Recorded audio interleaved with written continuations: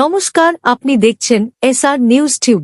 আজকের বড় খবর, যে বাড়িতে বিদ্যুতের খরচ দিতে পারছেন না, আমি প্রত্যেকটা বাড়িতে বিনা পয়সায় সোলার দেব আর 70 থেকে 80,000 টাকা করে দেব, যাতে জিরো ইলেকট্রিক বিল আসে। এই সূর্যঘর যোজনা ভারতীয় জনতা পার্টি দেবে। স্বাধীনতার 77 বছর পরে জঙ্গলমহলে মমতা ব্যানার্জিকে 15 বছর রাখার পরে, দুয়াতে ভোট দেওয়ার পরে কেন আপনাদেরকে জলের জন্য লড়াই করতে হয়? নল আছে, জল নাই, খেয়ে ফেলেছে 8,000 কোটি টাকা। দিদিমণি পিসিমণি, সেদিন তিনি দিদি ছিলেন, আমরা তার সাথে ছিলাম। আজকে তিনি পিসি হয়েছেন, আমরা তার বিরোধী। আজকে তিনি বদলে গেছেন, আজকে তিনি এক চোখ বন্ধ করে রেখেছেন। তার চোখে এক শ্রেণীর জামাতি মুসলমান ছাড়া আর কাউকে তিনি দেখতে পান না। তার সরকার, তার পুলিশ বাহিনীর দ্বারা আমাদের পশ্চিমবঙ্গে সব দেবদেবীরা আক্রান্ত। এই সর্বভুকের দল চুরি করতে করতে বারাসাতে ময়না তদন্ত মর্গে চোখ পর্যন্ত মৃত লোকের চুরি করে ঝেড়ে দিয়েছে। আজ ধরা পড়ার পরে বলছে ইঁদুর চুরি করে নিয়ে চলে গেছে। কে বলেছে লক্ষ্মীর ভান্ডার আটকে দেব? ওর বাপের টাকা, সরকারের টাকা। একটা মহিলার ক্ষতি করলে বিজেপি করার জন্য এই রাজ্যের বিরোধী দলনেতা আছে।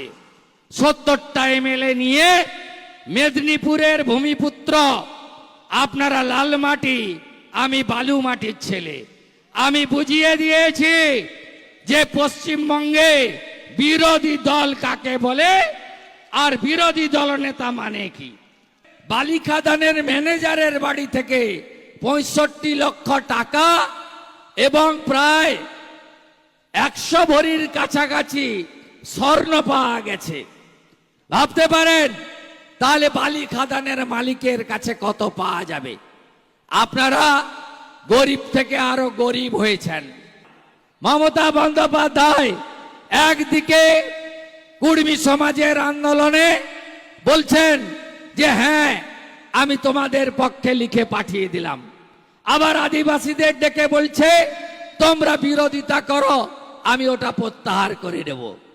অর্থাৎ যেভাবে তিনি আমাদের যে পারস্পরিক একটা ঐক্য ছিল এবং আমাদের যে একটা ভালোবাসার সম্পর্ক, সবকে তছনছ করার কাজ মমতা বন্দ্যোপাধ্যায় করেছে। আগে দইজুড়ির আশপাশে কিছু সংখ্যালঘু মুসলিমের বাস ছিল, কিন্তু আজকে জঙ্গলমহলের সব ব্লকে, সব এলাকাতে এরা কারা? এরা ভারতীয় না বাংলাদেশি অনুপ্রবেশকারী মুসলিম? কে এদের বসালো? জঙ্গলগুলোতে আদিবাসীদের জমি, জঙ্গলের জমি জোর করে এদেরকে পাট্টা দিয়ে দেওয়া হচ্ছে। আমি তেরঙ্গা যাত্রায় ঝাড়গ্রামে এসেছিলাম। 7,000 মানুষ, 8,000 মানুষ তুফান মাহাতোর নেতৃত্বে মিছিল ছিল। তেরঙ্গা পতাকা নিয়ে হেঁটেছিলাম।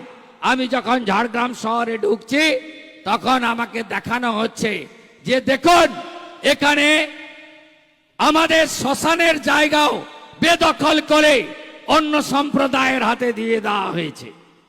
আজকে এই ঝাড়গ্রাম থাকবে তো? আপনারা যদি ঐক্যবদ্ধ না হন, এই ঝাড়গ্রাম, গোপী, সাকরাইল, লালগড়, বিনপুর, জামবনি, নয়াগ্রাম এর ডেমোগ্রাফি ক্রমশ এরা বদলে দিচ্ছে। প্রতিদিন নতুন নতুন খবর পেতে এখনই ইউটিউব আমাদের চ্যানেলটি সাবস্ক্রাইব করুন এবং বেল আইকন চাপতে ভুলবেন না। আপনাদের ভালোবাসা ও সমর্থনই আমাদের এগিয়ে যাওয়ার শক্তি।